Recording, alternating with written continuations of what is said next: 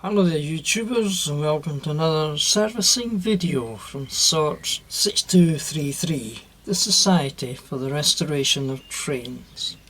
And this is another eBay purchase.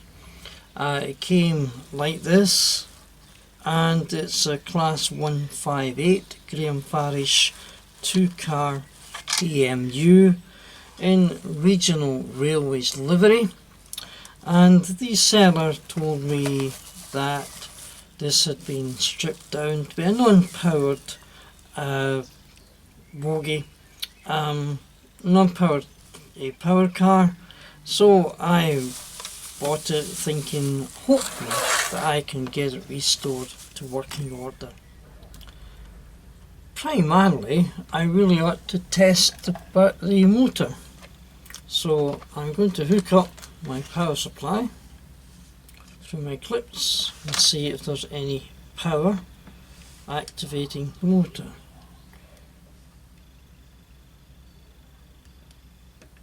And there doesn't seem to be much happening on that side or on that side. Maybe give it a little more power just in case it's...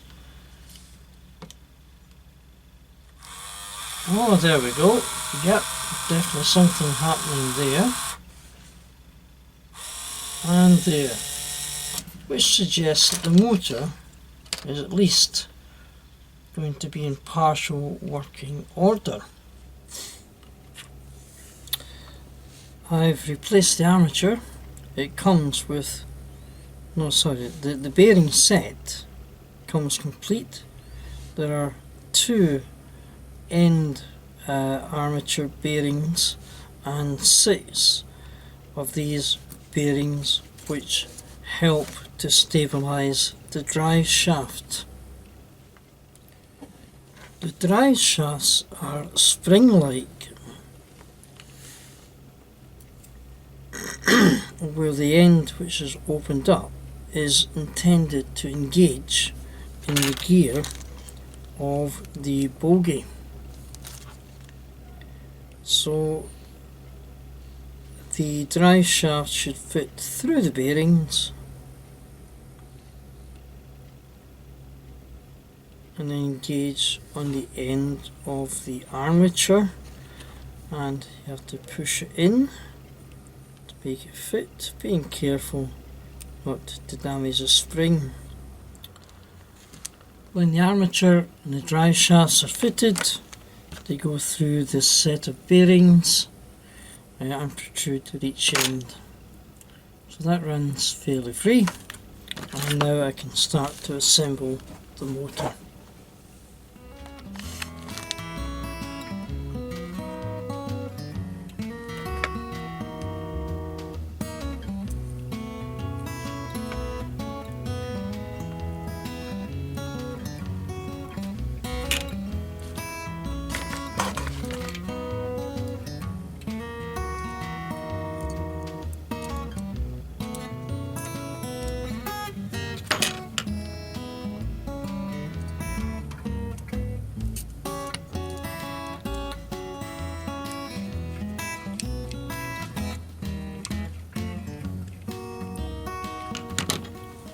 I've rebuilt the chassis of my Class 158. I've inserted the brushes at both ends, and now I'm actually about to test it by applying power directly to the poles. So I've got a little bit of voltage, one contact here and one contact there. And there's not really much happening there, so we'll try a bit more power first of all, and still nothing happening.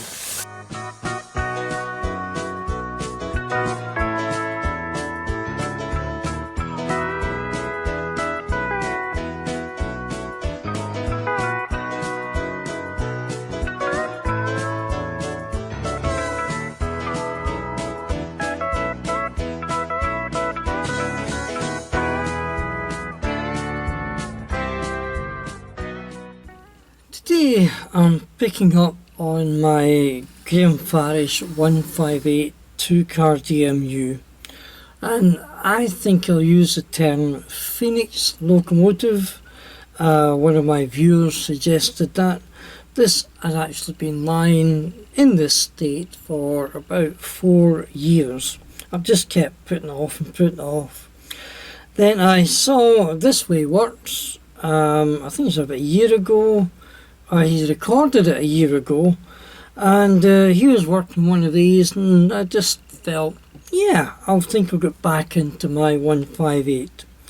So this is the dummy car, which is working okay, so I'm just going to put that on the side. This is a powered car, and as you can see, there's a lot of bits missing. My first challenge is going to have to be to make sure I can get the armature to run. The armature is held in the chassis by these two bearings, which slide into slots on either side of the armature hold. Turned out the little speck of something in the runners there wouldn't allow it to push down, but now it's in and the armature running freely. The lower plastic frame hooks into the upper die-cast frame with these little prongs which hook under the end lips. Hold it there, and then you feed a 10 BA bolt through these holes, feed into a nut here. Now those of you in the know will probably say, but there's meant to be copper strips. Yep, I shall get them once I make sure the motor is okay. Screwdriver not going too well. To fit the brushes. Graham Farish brushes all tend to follow the same sort of design. The brush itself, the pressure spring, the capillary tube for support, and the copper clip to hold everything in place. One for the upper brush assembly and one for the lower brush assembly. Now, bearing in mind that I dismantled this locomotive over 4 years ago, my video record isn't exactly the best. I'm trying to remember how these pieces fitted in. These pieces at the end, it seemed to tuck under the plastic underframe on each side, and they're held in place by two 10 BA bolts with the nuts through the chassis. So I'm going to fit one of them in as a retainer, a nut in here, and I'm kind of looking at the extension of these nuts, screws, and I wonder if there's a smaller screw I should be using, which is always quite lightly.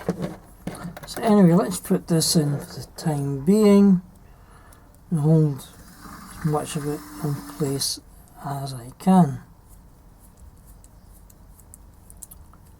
See the bolt's sticking out quite a bit. I wonder if that would cause an obstruction. Let's worry about that later on. There might be a shorter 10 BA bolt somewhere. The capillary tube now fits through the copper plate. Oops. Again, it is quite neat, but it should actually fit. And I should not have tightened this right now to allow a bit more slack and leeway. Yeah. So this should now fit in easily. There we go. And then I can tighten this. And then fit the brush, spring and clip assembly as I did before. By this time I've had a chance to review some early video which I found on my computer, and I was reminded that actually when I received this it had already been stripped back as a dummy locomotive, principally because the armature which was in it originally was faulty and didn't run, so someone had stripped back a lot of the pickups, which I'll show you later on the bogies, and it turned into basically a static locomotive, 2-car DMU, because it wasn't able to get it powered. So the armature which is in it is one I bought from Farry Spares, or BR Lines as they were then. And also I discovered a mistake I made trying to fit a bolt through here which shorts this pole to the chassis, and this pole was already at chassis in any case. So learning from that, I'm now able to kind of proceed. I talked about maybe some insulation here and here. It may have been because when it came to me, these were missing, these screws are missing, so only held in by these 2 screws. Whether that's right or wrong, I don't know, but the thing is, it holds it together.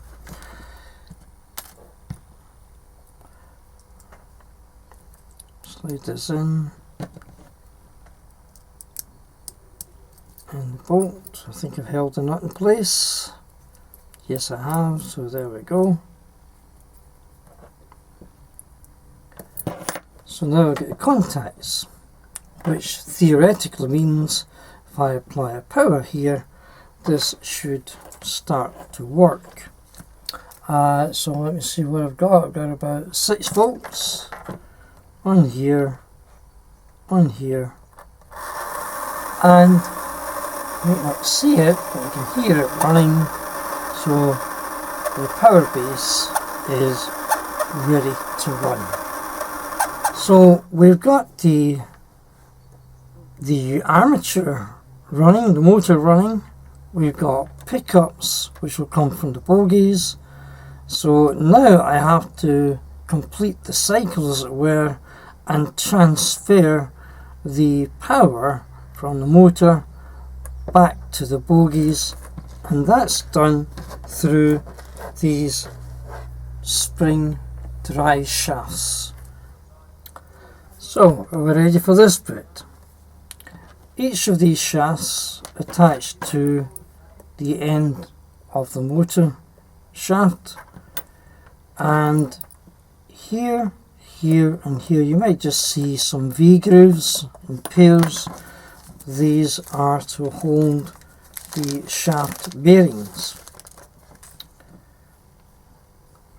which is insert the bearings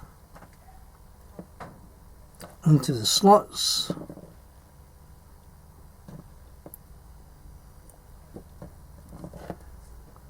This bearing has got a V-shaped end. I don't know if you can make that out very much. Just about there you might see it.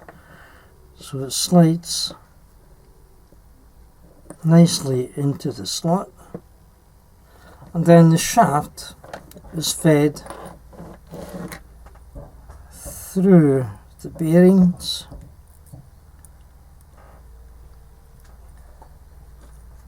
and basically pushed onto the end of the armature.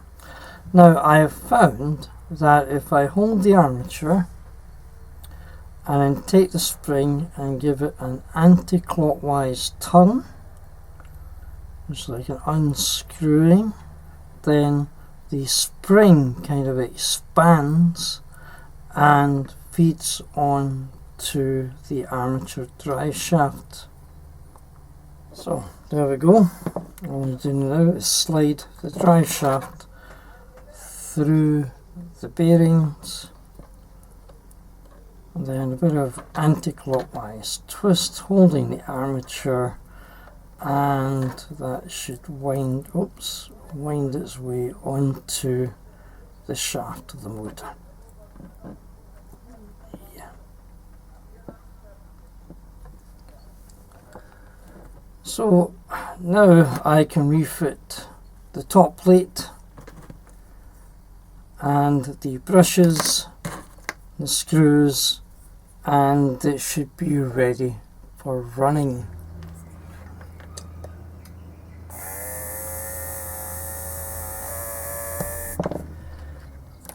Now, I'm getting quite excited about this because now I've got the power base working from the pickups through to the motor back to the drive shafts.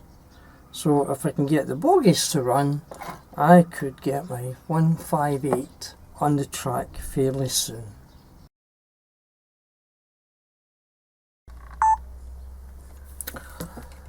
And now I'm going to turn my attention to the bogies.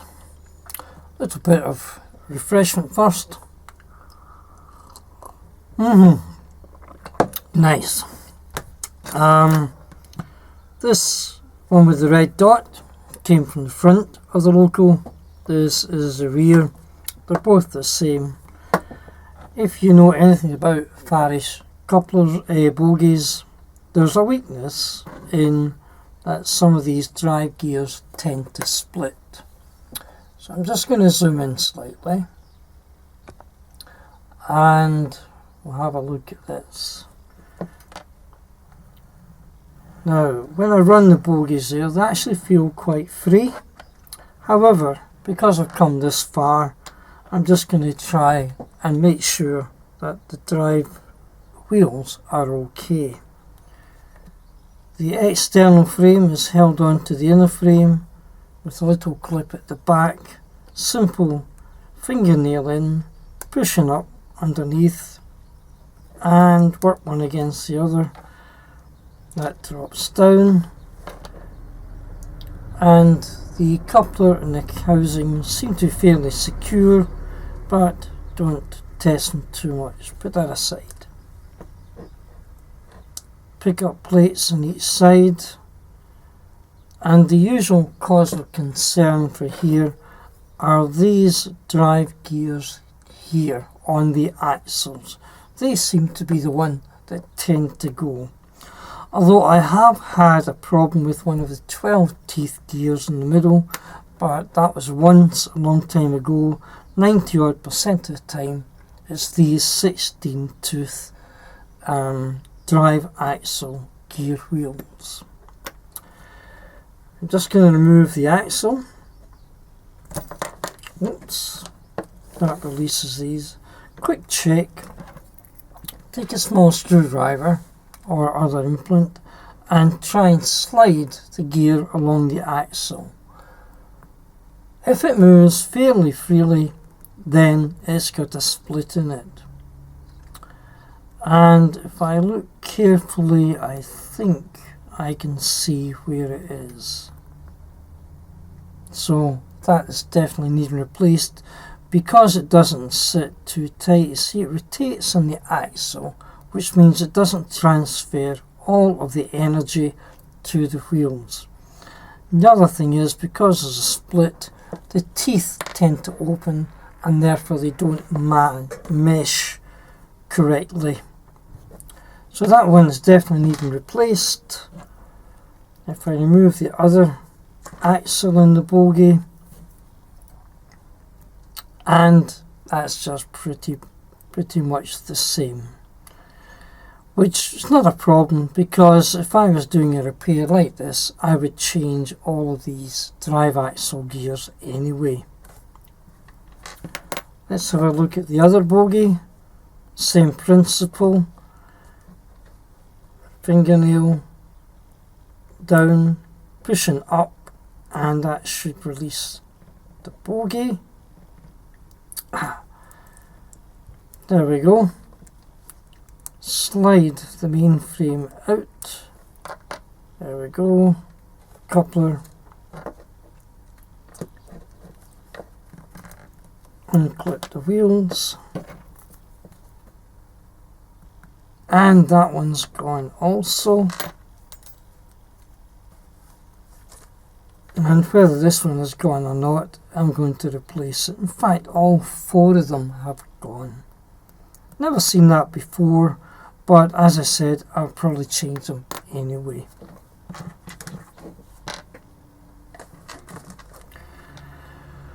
Right, I'm going to show you how I would go about replacing this drive gear.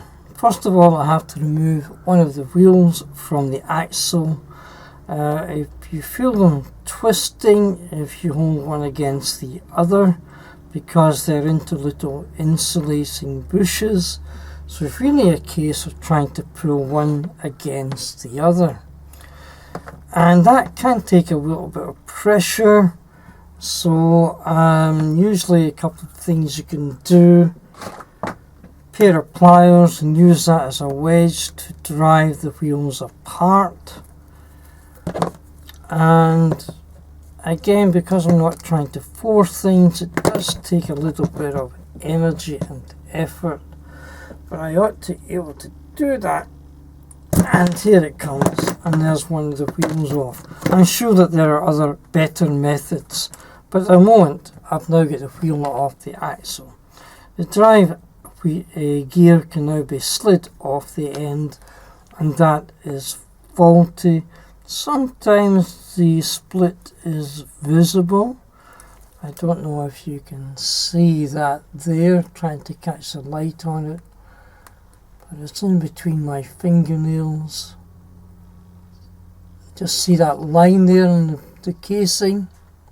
Yeah, so let's leave that one aside. So this is a new one, and the diameter, the internal diameter is quite tight, so it doesn't slide too much. So when I'm putting this on, I have to be very careful that I don't overstretch it too quickly. So I just seated it onto the end of the axle.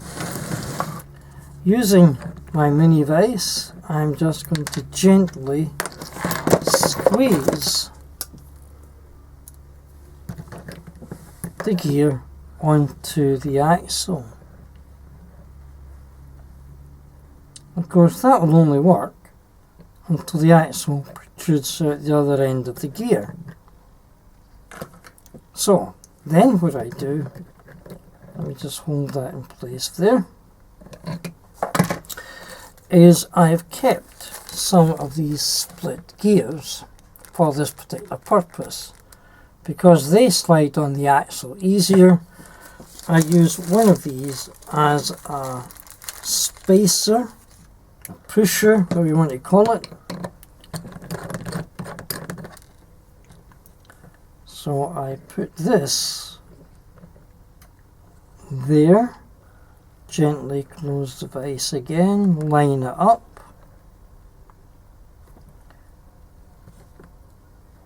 and that gets pushed through both gears.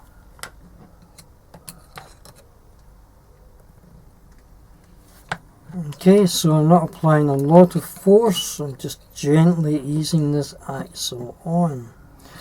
This might be a good opportunity to have a look at these two gears. The new one is on the inside near the pliers, the old one is the outside, and they're in different diameter, different thicknesses. So obviously Farish have decided to redesign this, make them bigger. Of course, when the axle protrudes, I can't push it any further. But what I'm trying to do is get this gear into the middle of the axle. That's okay. I simply take a second older gear, hold it in place. Oops.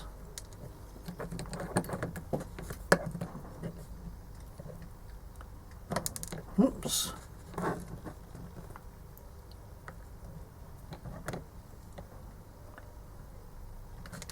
And do the same again. Trying to line this up. So nothing to hold on to, you see. Alright, oops. Just talk on yourself for a couple of minutes. Let me try it again. Nearly there.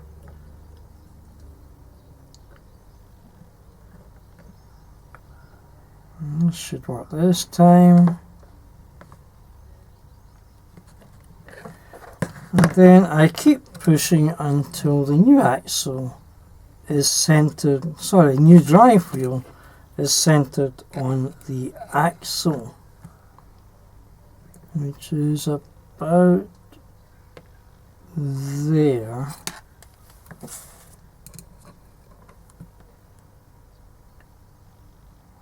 Okay, so now I can take this assembly away. These older drive gear can come off again, and I've now got the new drive wheel on the axle. So to get the wheel on,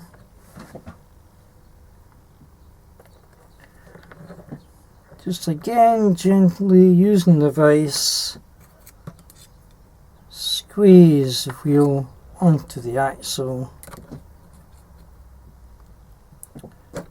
checking my back to back.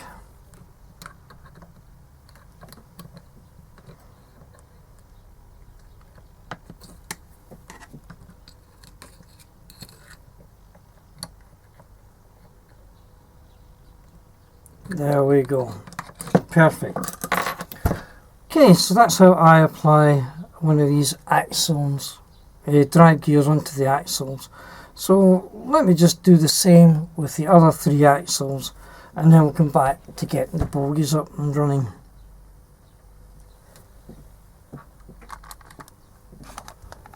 Okay, all 4 axles completed, and this is a quick test. There's one of them, a screwdriver, and the gear doesn't move freely along the axle. So that's a good test that I've got good gears on. So let's start building up the bogies. The axles simply click into the frame. There's the axle recessor at each side. Line it up, gentle push down, and make sure it engages. Line it up, gentle push for it click, and make sure it engages. This one with the red dot is intended to be at the front, so I'm going to slide this in.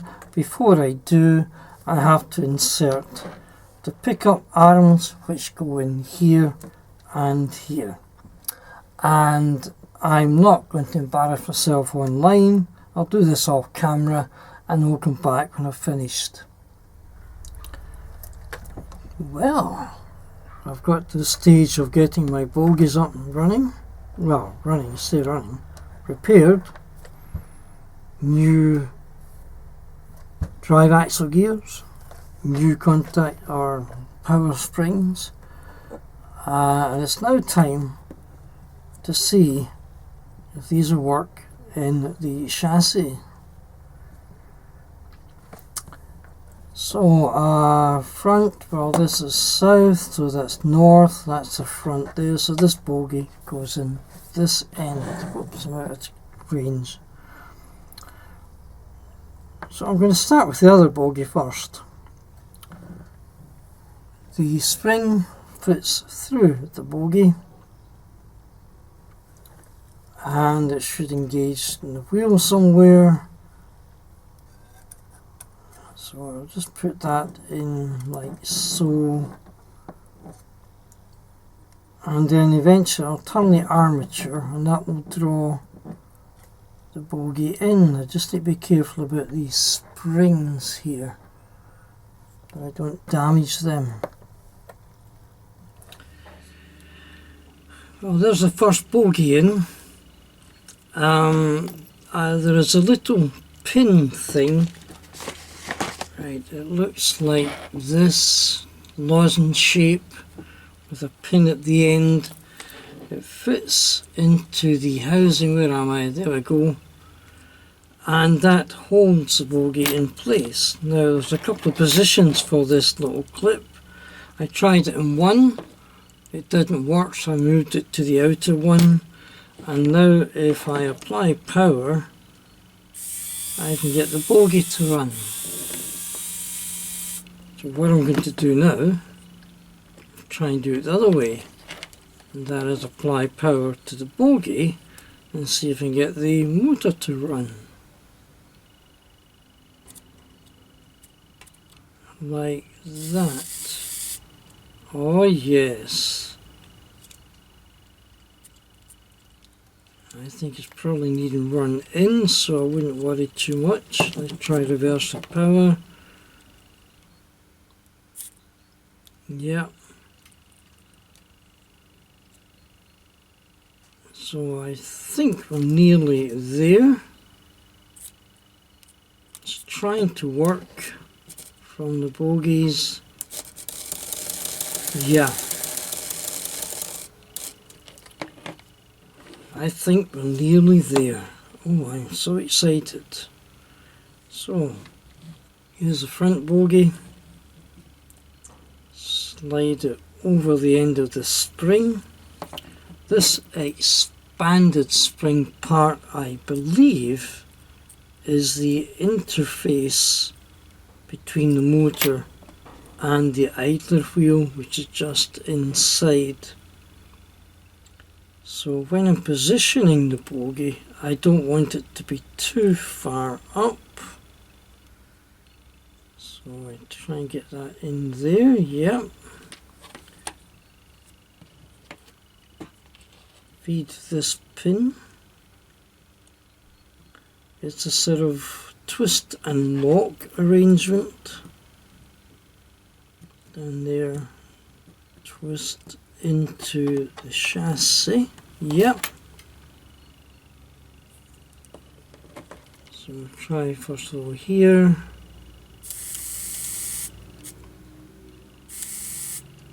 Well, it's certainly working there.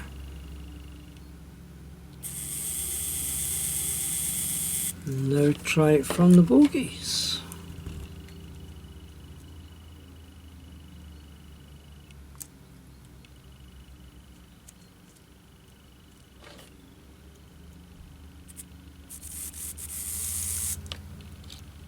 It's not so good from this end.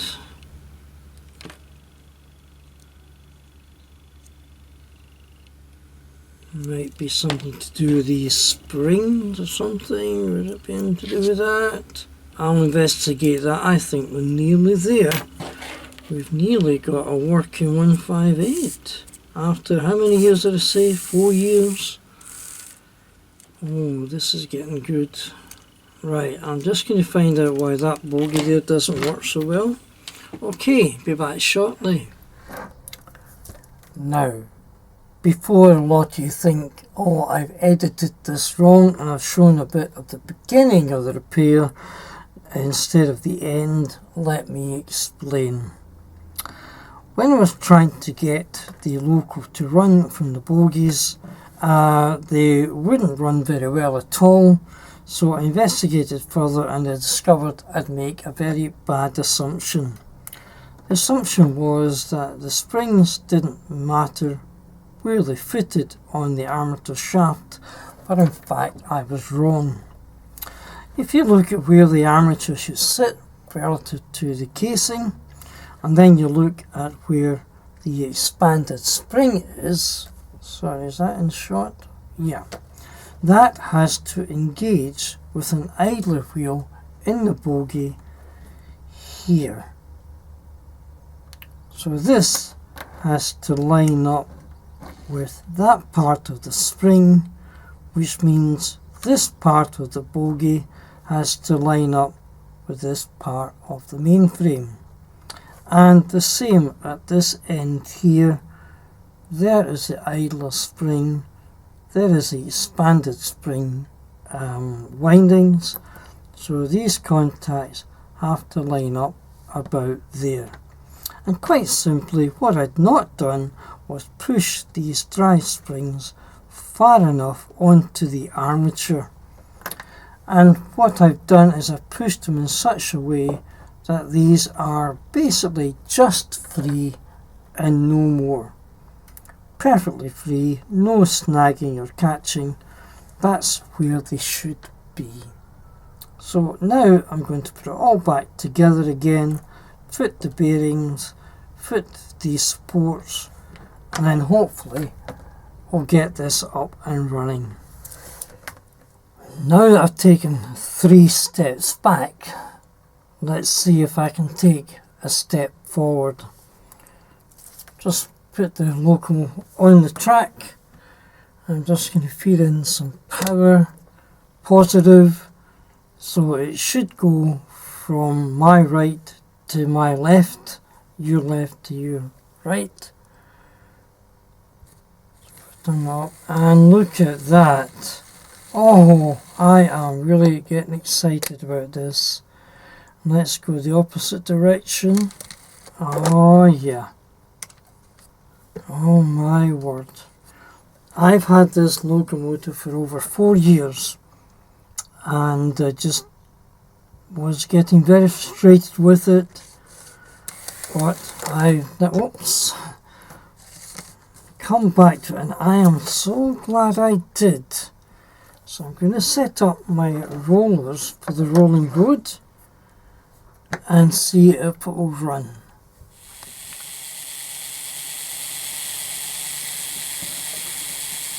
So I have it running. Try again. It's running in a forward direction. Now that's important, because if you remember when I fitted in the magnet, I dedicated the south pole to this side of the locomotive as it goes forward, and this is a north pole. And I'm just going to get my little magnet out and verify that. I'm sure that this is the north pole. No, it's upside down. This is the south pole on the right as it goes forward, and this here is north pole on the left as it goes forward. Here's the other thing. I'm going to lift up the rear truck, and hopefully,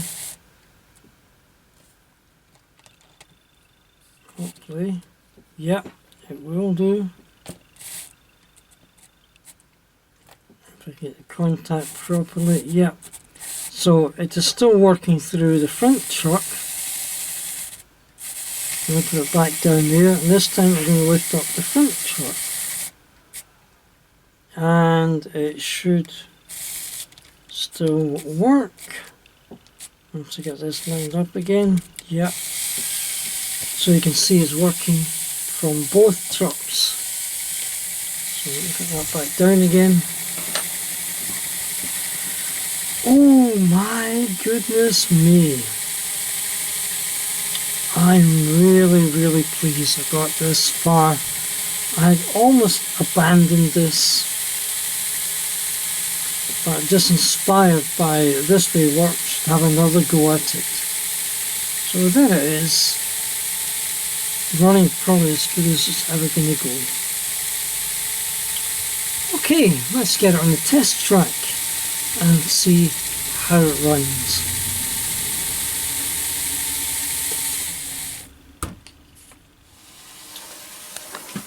That's my 158 chassis, and that is really nice and smooth going down behind the track. Just put a little bit more power on it. That's alright. Let's just bring it to a halt. Change direction. And there it goes.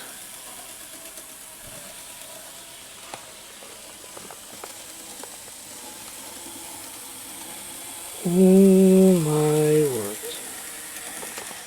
Is this looking good, or is it looking good? So I'm going to leave that for about 20-25 minutes, just running around the test, looking a bed in, realize I've lost it, and then we'll fit the body shell and then hook it up to the second carriage to give us our Parish 2-car Class 158 DMU. Oh, great goodness me.